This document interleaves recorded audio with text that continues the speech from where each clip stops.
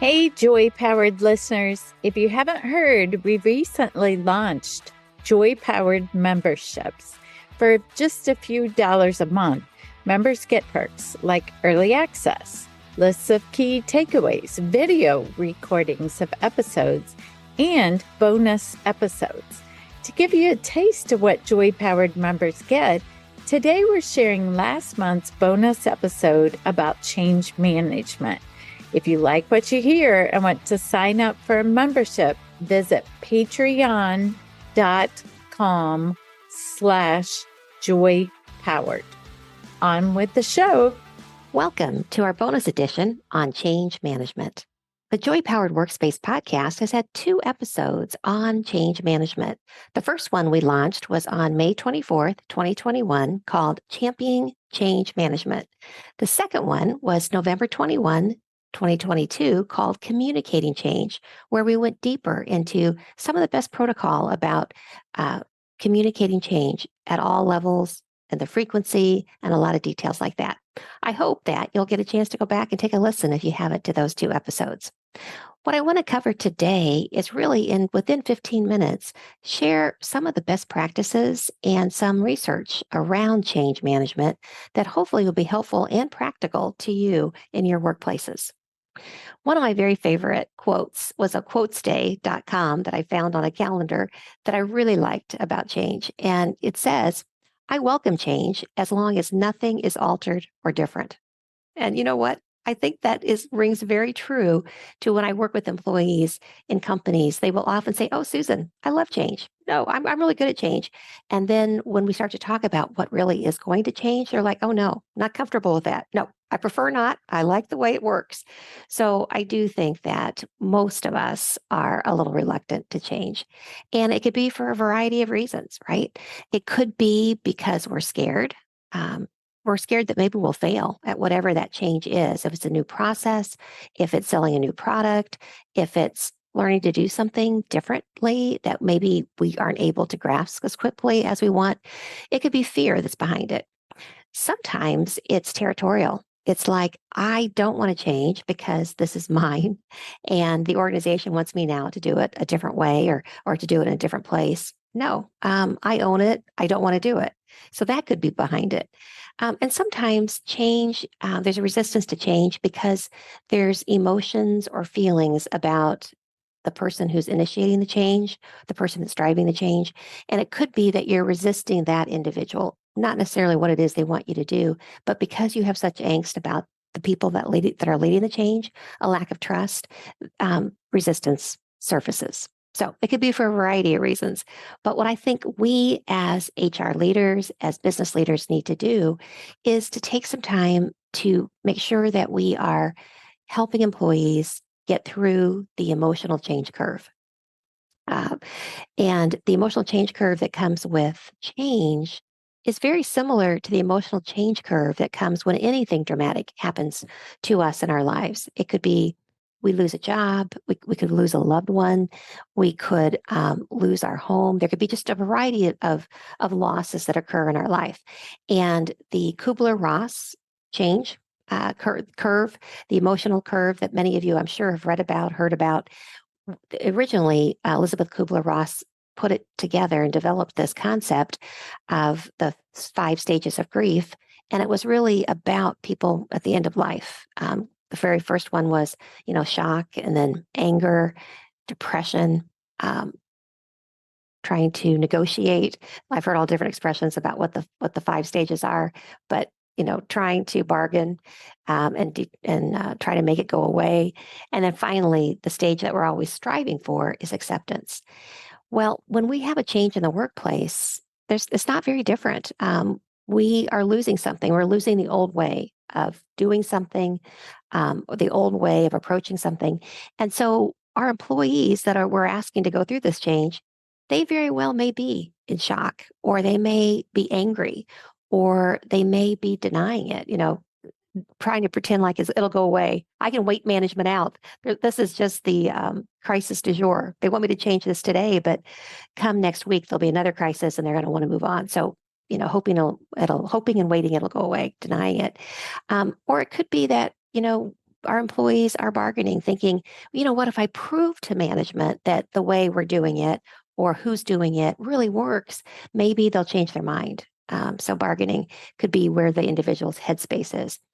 What we need to help them do is, first of all, figure out where they are personally in the emotional curve around change, and then help them get to acceptance. The first thing we do, even prior to working with our employees on that, is we have to figure out where are we emotionally about the change that we've been asked to help drive, right?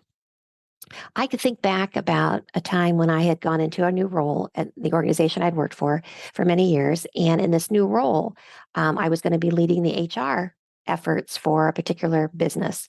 And I met with the CEO shortly after accepting the job. And he said to me, "Hey, Susan, I know I didn't mention this to you during the interviewing process, but we're going to be closing one of our operational sites here in the US, and we're going to be simultaneously building it overseas." Now, I know it's a pretty big emotional thing because the employees who work here in the US in that ops center, the average length of service was 15 to 20 years, and it was about 300 people. And they were very well-loved people. They loved the organization. And he says, "I know this is going to be kind of a tough thing because they're not going to take it very well. But I need for you to kind of lead the effort on how we're going to tell them and what we're going to do with them.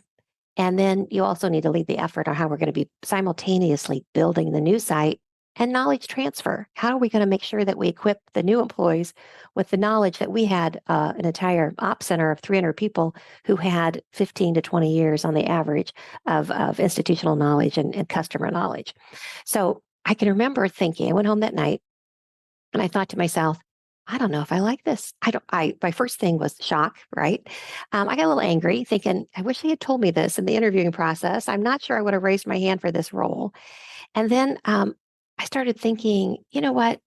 Um, maybe the denial stage, maybe if I prove to them that the value that we have with this US site, we could stop the presses. We haven't announced anything to anybody. We don't have to build this site overseas. So I started thinking about, how do I negotiate? How do I bargain out of this? And then I got to the point where I realized this isn't going to change. I need to get myself on board. I need to get to acceptance before I even start planning how are we going to do this, or engaging people in the confidential, cone of strategizing. And I got to the point where I said, you know what? Yes, we're going to have to lay off 300 people in the US, but I can do everything humanly possible to help place those individuals. There's going to be a pretty long window before we have the overseas operation up. And I'm going to need to try to retain people during that period. What are all the things I've done in the past? What are all the things I've learned about that I could apply here and help these individuals that are going to be going through this very difficult change curve, because they're going to be losing their jobs at the end of it. What can I do to help them get placed? What can I do to help equip them if they want to go in the open market? What could I do? And I made that my really focal point. And I got myself to acceptance. I knew it was going to be fun and exciting building a new site, but I wanted to make sure that I was balancing both of these really, really well, and that I believed we could do it, and that I believed we could do it in a caring way. And when I got to acceptance, which I had to do pretty rapidly within a couple of days, it really, I think, equipped me to help work then with my team, work with the management of this area, work with the individuals, and help them get through the emotional change curve. I'll tell you, for 300 people we worked with, they were all at varying times at different places on the emotional change curve. This took a good 6 months to actually, from the time of announcement to the time of closure. And during those 6 months, individuals will ricochet back and forth between different places in the Kubler-Ross emotions curve. Sometimes people would revert back to anger. Sometimes they go back to shock. Couldn't believe after, how many years they've been with the organization that we were moving their job overseas. And sometimes they would get to acceptance and they'd be there for a while, and then all of a sudden they would revert to a different emotion. So that's natural. It's normal. I think we as HR leaders, as business leaders, we've got to recognize that and be supportive, talk it through, help people understand that, it's okay to voice your emotions. We're going to work through it together, but let's keep the communication open. So I think that's an important point to start with. The second, I think, really practical and tactical thing to do as you're leading a change effort is to figure out how ready is this organization for the change that we're about ready to initiate? I'm sure that somebody on high, somewhere in a glass uh, tower somewhere, made a decision that something should happen. And we often find ourselves at that level where, okay, now we accept that change. We're going to have to drive it forward. We have to be change agents. And so I think it's important to take a breath and do a change readiness assessment. What I mean by that is really stop with the leadership and say, let's make sure that we can have as successful of a change as possible. McKinsey and Company did a study that said that 70% of all major change initiatives fail. 70%. And so if you find yourself at the change agent level of a major initiative, stopping and doing a change readiness assessment, I think, is a good investment of your time. What you want to figure out is, do we have the tools and resources to make this change work? And we have to be realistic about that. Do we have the technology around it? Do we have the resources, the capabilities to do this in-house, or do we need to bring in outside expertise to work with us on it? Will our people adapt to the change? We recognize that not everybody is going to be in acceptance day one, but can we get people to acceptance? And how are we going to go about doing that? If we're going to institute a change and we realize that might be counter to what we have voiced and talked about as our mission, our vision, our values, we have a lot of work to do to get our employees to acceptance. Are we ready to launch as quickly as leadership might want us to? That's part of doing, both of those are very important parts of doing a change readiness assessment. There is a good tool out there if you are thinking about, what, I want to do some type of a change readiness assessment in my organization. I really like the Readiness Ruler. And this was something that was designed by Case Western University and the Readiness Ruler. Feel free to Google that. What they suggest you do is, if you're getting ready to launch a major change, that you really drive it down to the employee through the nearest level of management they have. So a supervisor, manager, whoever it is who's managing your employees that are going to be affected by this change, or that you're counting on to embrace this change. And you have them, every manager, sit down with every employee and ask them two questions, right? The two questions are, on a scale of 0 to 10, I'd like to know from you, how important do you think this change is for our organization? So, there's no right or wrong answer, but how important do you feel this is to our organization that we make this change? And then the second question is, how confident, on a scale of 0 to 10, 10 being very and 0 being, zip, none, nada, how confident are you that this change can be successful? So you ask that question, you get two different answers, no right, no wrong. And then wherever they land, if it's a 0, a 2, a 5, an 8, you want to say, what could we as a leadership team, what could we as an organization do to raise your score? I'm not going to say get 8 to a 10, but what could we do? And you generate ideas from them. There's so many valuable things about this exercise. First of all, your employees are being seen, seen, and heard. And you're getting ideas from the people that are closest to the work, closest to the customer. And you can take the ideas that you get from your frontline and every level up, combine those, and hopefully get some real momentum around some ways that you're going to be able to increase the success of this change effort. You're going to find out from them, if they don't find that it's important at all that you do this change, or it's very low in importance, you have your work cut out for you to explain the why.